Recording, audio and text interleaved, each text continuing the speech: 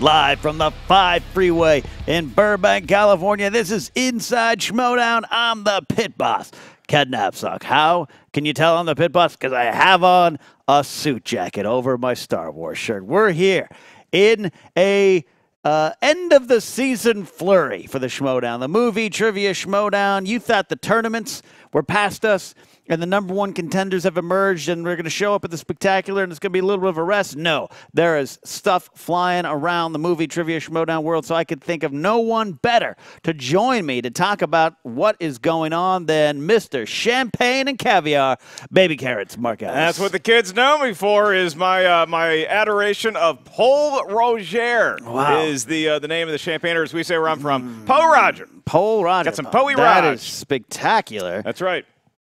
Cody? Yep. You're back for getting married. I am back. I'm a You're man now. classified. Am I supposed to smell the bottle of champagne? Yeah, that wouldn't hurt.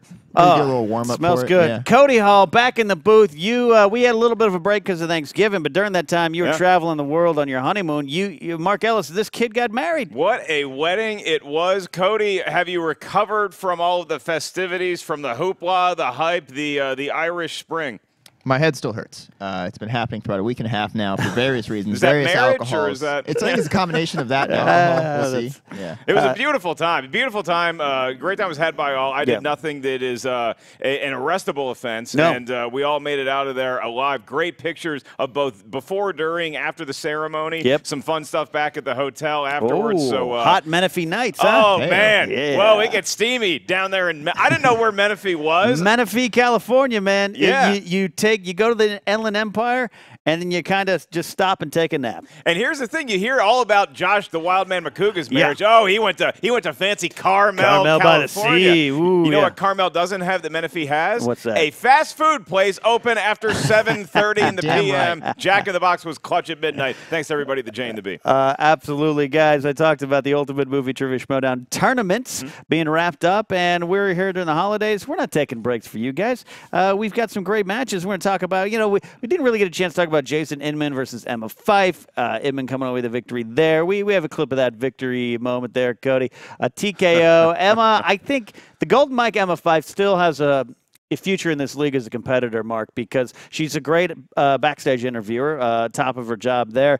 But I know she's going to find the right line of questioning in one of these matches. That's right. The Golden Mike's such an appropriate nickname for her in the Schmoedown anyway, and it seems like she's run into some strings of bad luck. And I know that she's an expert on Harry Potter and Lord of the Rings, but it's been fun watching her career as she slowly matriculates and expands the wealth of knowledge that she already has. So adding on to that, not just an inner geekdom, but maybe in other things in the Schmoedown. Yeah, absolutely. I want to see what she does. But Jason Inman he's on a roll because he gets this victory. Then he goes into this 5-way inner geekdom contender match, or I should 4-way with Rachel Cushing, who's amazing, the Crusher, Jay Washington, the mouth of the Schmoedown, Inman, and then Coy Jandreau, who had that big victory and knocked out Kalinowski at the end. The whole pudding debacle.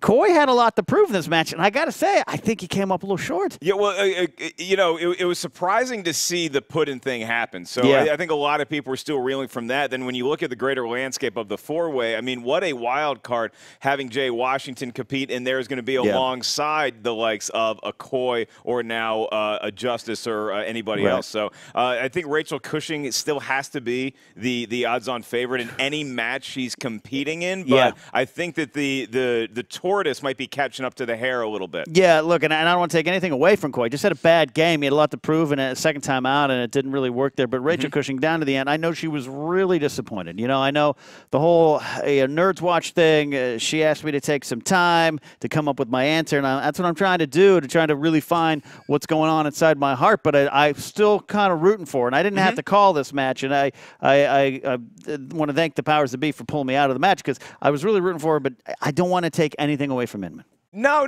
He had a great win, but I also want to ask you. Just, I mean, I know that there's a lot of things going on with you outside of just hosting this fun little show that we do here every Thursday. So, so where's your head at as we continue the playoff journey? I'm trying to make myself better. I take probiotics daily now. Good. I eat a bag of vegetables. Cody, these are things you're going to need to look into when you start getting past the age of 20. Yeah, it's important stuff. So I'm trying to make myself better, Mark. Yeah. Maybe that will make me think better of myself in the Schmoedown. You know what's interesting? I've noticed as people start to take the more vitamins and eat their bag of vegetables, not Panda Express vegetables, Cody, but real, actual carrots and such, is that the more you focus on this game and these matchups sometimes, the more it can get into your head in a negative way. Yeah. Where you just fill yourself up with too much of a wealth of knowledge and you become the proverbial Scrooge McDuck. And instead of diving into the knowledge you have, it's overflowing out of the vault and you don't know what you can keep in and out. I mean, that's some wisdom that doesn't fit on a bumper sticker, but I think it it works. I've never been the I don't come up with the T-shirt quotes like my counterpart does. But Bo knows Bo is an example. If you could shorten it to that, you'd be a millionaire. I love that there. So the Inner Geekdom match is set. The title match, looking at the Schmoedown Spectacular, Mark, that is coming up December, 22nd? Man, we've got Last Jedi and Spectacular. Which one are you looking more forward to? I know it's the Spectacular. A scant few weeks away. Well, the question is not which one I'm looking forward to more. The question is at which event will I be better dressed? Because I'm just happy to be able to attend both of them. So because I've missed a few big Schmoedown events and matches this past year and this fall, so getting to go to the Last Jedi premiere, obviously very exciting. Thinking about going with another tux to continue my spectacular red carpet run that I've had with this resurgence of the greatness that is Star Wars. And then when you look at the Spectacular too, got to outdo myself from last year when I was competing. Now just sitting in the announcer chair, which I am so excited to do, to watch all the mayhem from a little bit of a distance and kind of keep everything in order. The suit has to come to play, but it also has to be a durable kind of suit that can contain some armpit sweat. You know, you're making me think about it. What a difference a year can make. You know, in 2000, you're Bob Brenly in the announcer's booth watching the World Series. In 2001, you're managing the Diamondbacks to a title. You kind of the reverse role. But you're kind of like my Bob Brenly. All right? I don't have the mustache to compete with Mr. Brenly, but but the Spectacular, the Schmoedown Spectacular is, I just bit my tongue, is starting to, that's true. That's a shoot moment there. You want to wash that down with some Paul Roger? When the blood starts pouring out, you let me know. Give me a signal. Wave it down. Yeah, give me one of these. Kids, you ever get a cut, all you need to do is pour a lot of alcohol on it. It works in the movies and it works in real life. That's absolutely. The Spectacular is shaping up. We don't know the whole thing. We know the title matches. We know the inglorious one, Sam Levine going up against the Commissioner, Christian Harloff. His run is interesting because I never count him out. You can't count him out. I think the only thing that could stop Christian at this point is himself. And by that, I mean if he's stretching himself too thin, which is one of the reasons why I'm so happy I get to be in town and help him out with whatever duties I can, whether it's running security in the back door or it's calling more matches or being able to give him a break any way that I can, just so we can get a little bit of that mental, not even preparation or study at this point for Christian. He's got the knowledge in there. Just a matter of resting and letting all those synapses take a nap before they got to start firing. I think the only thing right now, and I have faith in Sam in any match he goes into. He defeated me and Rachel along with Drew McWeeny in the teams tournament. The only thing that might hold Christian back or dethrone him is procreation. That's the only thing. You know, he's making kids, and the guys, he's swaddling babies and studying movie trivia. That's a lot. Yeah, I mean, when you're popular with the ladies, which maybe one day I'll find out about, it takes away another element of your research life when it comes to movie trivia. Yeah. I look at that matchup, and as much as I respect Sam Levine, I mean, he is the inglorious one for a reason, I think he might have a little more gaps in his movie trivia knowledge than Christian does, because I struggle to think of a category you could throw a Christian that would make him sweat. Sam, I think that you could say something like a fantasy sci-fi, and he might start backing off just a little bit. Right. Okay, yeah, that's fair. And the animation thing's been documented in Sam's battles with the wheel last year. This year's been different. We also know, and I don't want to turn this into a spectacular preview, but it's shaping up, and that's exciting. We got the team title match with the shredded Patriots versus Above the Line. That said, these Patriots, I've been watching them close.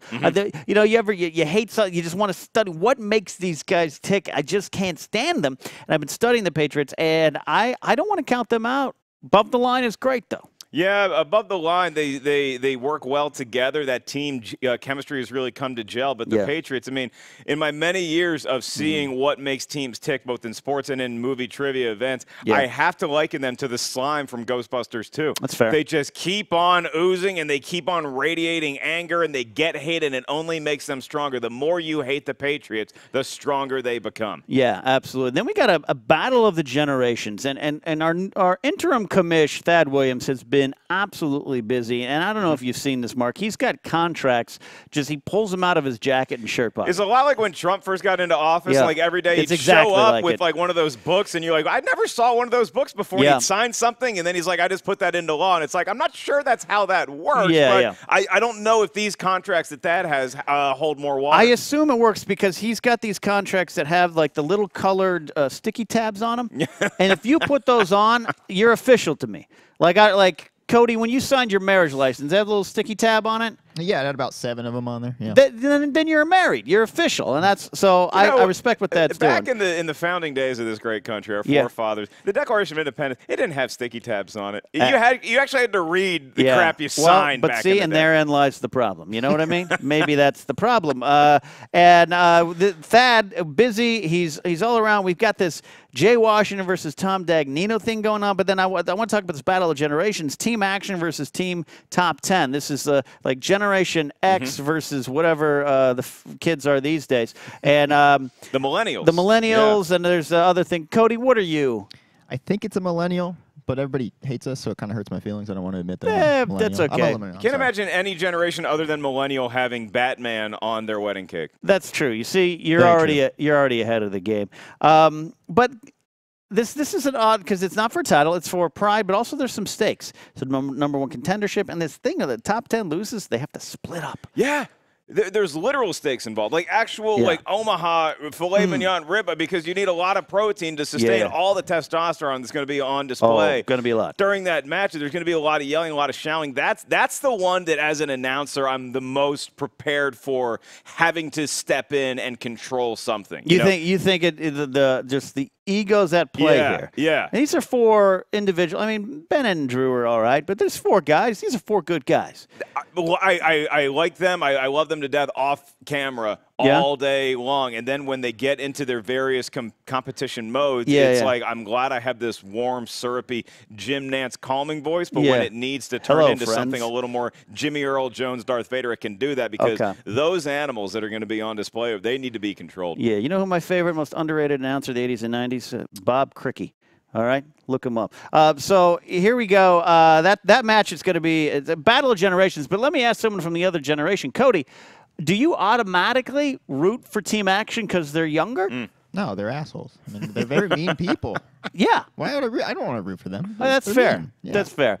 Top 10, I love these guys. I've had some Matt Nose tried to book me for a podcast in the bathroom, and it was just an awkward exchange. So I don't know if I can root for them now. But the bathroom bookings have become harder since the other urinals ceased to function. It's broken. For whatever reason. So now you don't have the 2 urinals when you can just have man talk back and forth. You got 1 urinal, then you got 1 stall, and you're shouting over, and let the record know, Cody, I am okay with urinal chats. I'm fine with it. But some of the best business gets done. Yeah, sometimes, it's like talk to my manager, which is odd. I don't have one, but I said it anyways to get out of the conversation. But and then we got Jay Washington. I don't even know. I was watching the Schmoedown, and you got Jay Washington and Tom Dagnino milling about. When Tom Dagnino is lurking in the shadows, I don't get it. I don't understand. But they get into now they're fighting. Yeah, well, for somebody who has such trouble talking into a microphone coherently in anything more than a whisper, Dagnino is such a loud personality.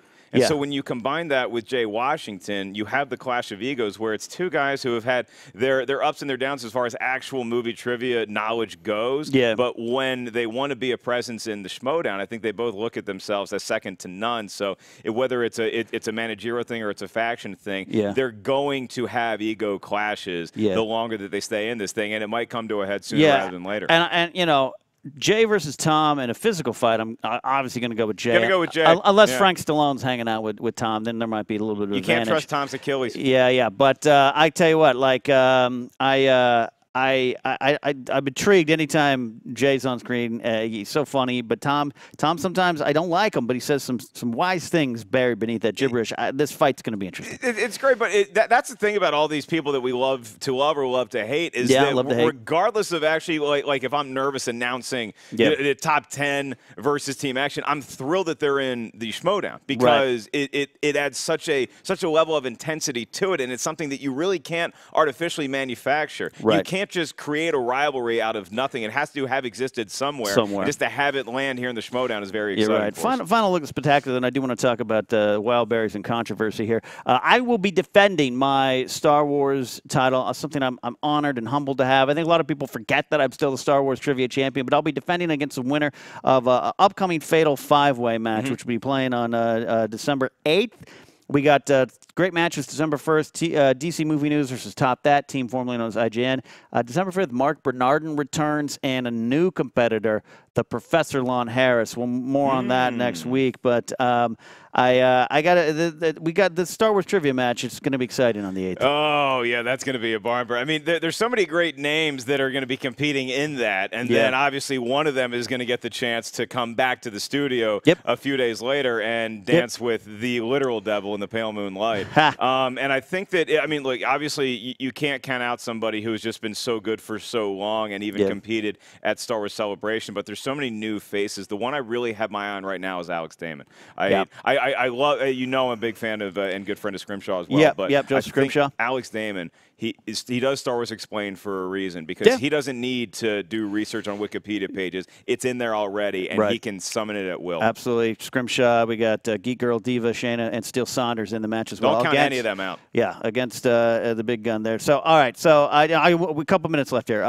We have to talk about this. The Wildberries. Yeah. Back at it. Their T-shirts are selling like hotcakes. I see them all over the road. Look at these guys. Elliot Dewberry, Josh McCouga, a match made in hell, maybe. Definitely a match made in a bar. And they take on Only Stupid Answers. They lose, but I don't think people are remembering that Only Stupid Answers won. It's McCouga and Dewberry with their shouting in the post-interview, the pre-interview, and the dancing and the jackets, throwing a jacket at me. This is where the league is talking. All the fans of the league are talking about this. Remember when it used to be like risque to walk out with your entrance with like a Coors Light? Hey, look, I'm the party guy. They're walking out with a full handle of Fireball. I mean, where do you go from there? Is it just a wheelbarrow full of actual moonshine you made in your bathtub? A bathtub of booze. And there was some controversy. You and I were announcing that. We love announcing. Our dream is to be minor league baseball announcers. There's a lazy single over the first baseline. Before the 7th inning starts, I want to remind you to go over to Slammy's to get your free egg. Just mention that you saw a game here. Bring your ticket. Get an egg. I don't like that young man that sang the national anthem. No. Sang it from his knee. Don't understand it. All right. So this controversy, we allowed Sam Basher of Only Stupid Answers, a great podcast, check it out, to answer Robert Williams is the accusation. And that this has been precedent that, hey, you got to really get these names right. And I agree, but I think you and I want to address the controversy that we stand by our decision. It's so refreshing to just be like, check the tape. It's so easy just to say that, because if you have a mispronunciation that you're sticking by, then I'm sorry, we can't accept it if you're not pronouncing it right. But Robert Williams is a case where if you say Robert, you catch yourself, and then you say Robin Williams, nobody in the history of time is going to think, who's the guy from Mrs. Doubtfire and Good Morning Vietnam and Popeye, one of the most legendary comedians, the great actor who won an Oscar for Good Will Hunting? Was that Robert Williams or Robin Williams? So as long as you amble out Robin at some point, and especially the last name you say before you say Williams, you're getting the 2 points. The difference between this and other cases, as far as, and we're making the decision on the fly here, is he didn't go Robert Williams.